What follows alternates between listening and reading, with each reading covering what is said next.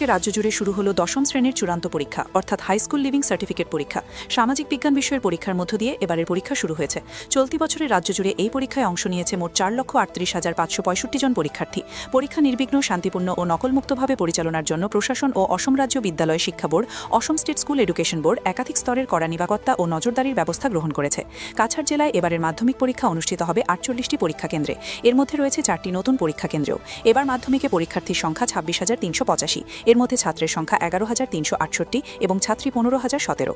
পরীক্ষা শুরুর প্রাক্কালে শিক্ষামন্ত্রী সামাজিক মাধ্যমে পরীক্ষার্থীদের শুভেচ্ছা জানিয়ে বলেন, এইচএসএলসি পরীক্ষায় অংশ নেওয়া সকল ছাত্রছাত্রী যেন আত্মবিশ্বাসের সঙ্গে পরীক্ষা দেয় এবং সাফল্য অর্জন করে।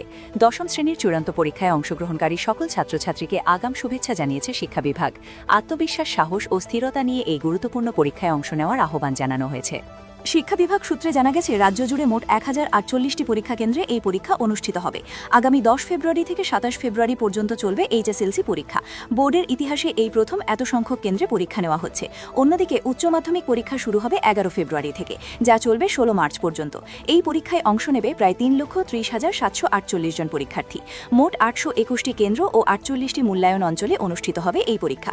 নকল ও অনিয়ম রুখতে এবছর বিশেষ কড়া ব্যবস্থা নেওয়া হয়েছে।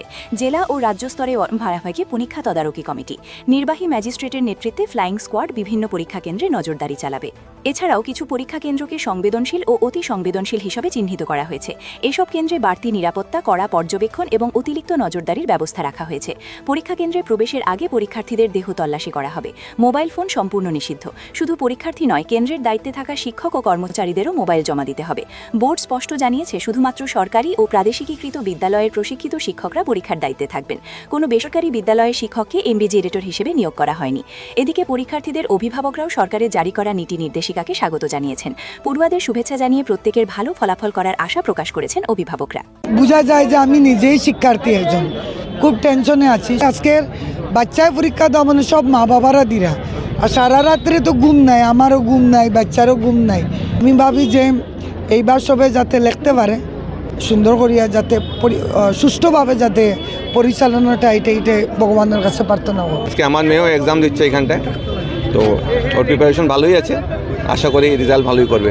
ঠিক আছে, একটু স্ট্রিক্ট হওয়া উচিত এক্সামে, যাতে কোনো ধরনের মানে যারা ভালো প্রিপারেশন নিয়েছে ওদের সাথে যদি কোনো না হয়, মানে ওরা যদি কষ্ট না পায়, যারা প্রিপারেশন না করে নেই ভালো, ওরা যাতে কোনো ধরনের কোনো উল্টাপাল্টা কাজ না করতে পারে, ওটা গভর্নমেন্টের ভালোই পদক্ষেপ, এটাতে আমি একমত।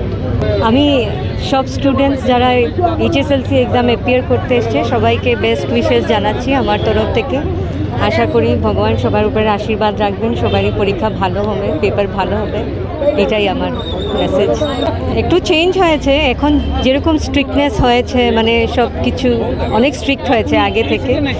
এটা ভালো ইনিশিয়েটিভ, মানে সো দ্যাট কিছু আনফেয়ার মিনস কেউ ইউজ করতে পারে না। এখন তো টেকনোলজি অনেক হাই হয়ে গেছে, তো আনফেয়ার মিনসেরও অনেক কিছু নতুন নতুন টেকনোলজি হয়েছে, তো একটু স্ট্রিক্ট করতেই লাগবে। তো স্ট্রিক্ট হয়েছে, এত চেকিং হচ্ছে।